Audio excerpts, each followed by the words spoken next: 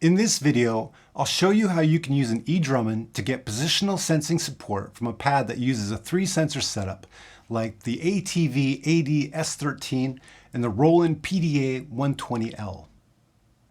Both these pads use 3 sensors mounted a few centimeters in from the edge of the pad in a triangular pattern.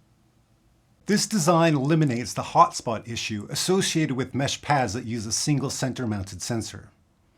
And while these pads aren't designed to work with positional sensing, the eDRUMin is able to tease out a pretty playable positional sensing experience nonetheless. Now, as a disclaimer, I can't guarantee that the positional sensing support for these pads will translate well to DIY designs or even similarly designed pads from other manufacturers. And if you're in the market for a new pad and positional sensing is particularly important to you, then I suggest getting a pad with a single mounted sensor, as the positional sensing support for these pads is more straightforward and robust. With that out of the way, let's take a look at the positional sensing controls for these pads in the control application. There are 3 main controls. We'll take a look at the first one, and I'll turn off the other 2.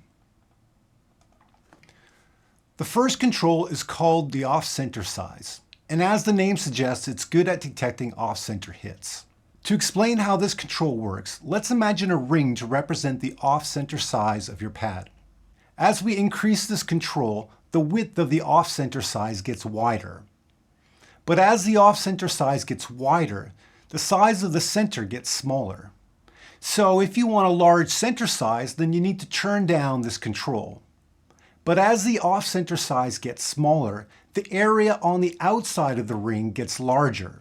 And this is a problem, because if a hit doesn't land in the off-center area, then the eDRUMin marks it as a center hit because it doesn't know if it landed on the outside or the inside of the ring.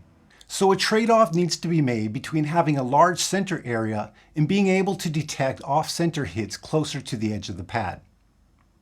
The idea is to make the off-center size as large as possible while ensuring that the center area is large enough to get consistent center hits, especially when performing rolls and drum rolls.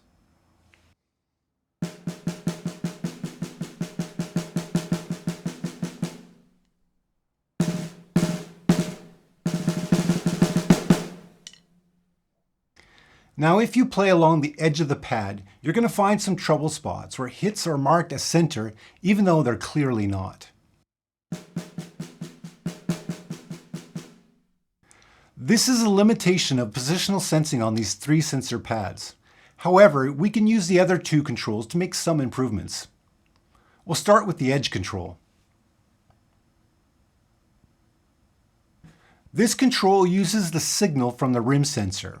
As we play out towards the edge of the pad, you'll see the indicator move closer to the green area.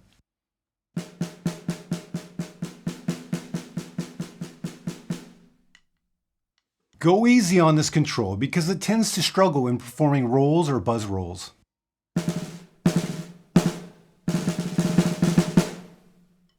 The middle control is time-based. It measures the wavelength of your hits. You can use it to catch very short or very long wavelengths by switching between greater than and less than.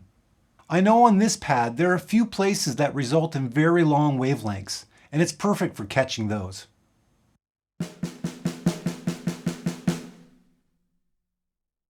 And that's as good as it gets. It's not perfect, but very playable.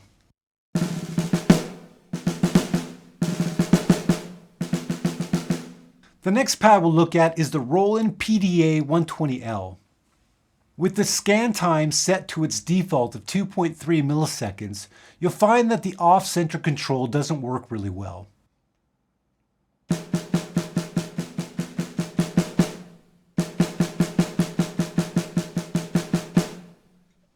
You can typically improve the reliability of the off-center control by increasing the scan time a bit.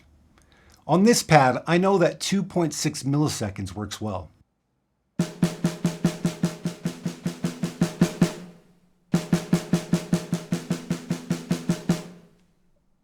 The edge control also helps a lot with this pad.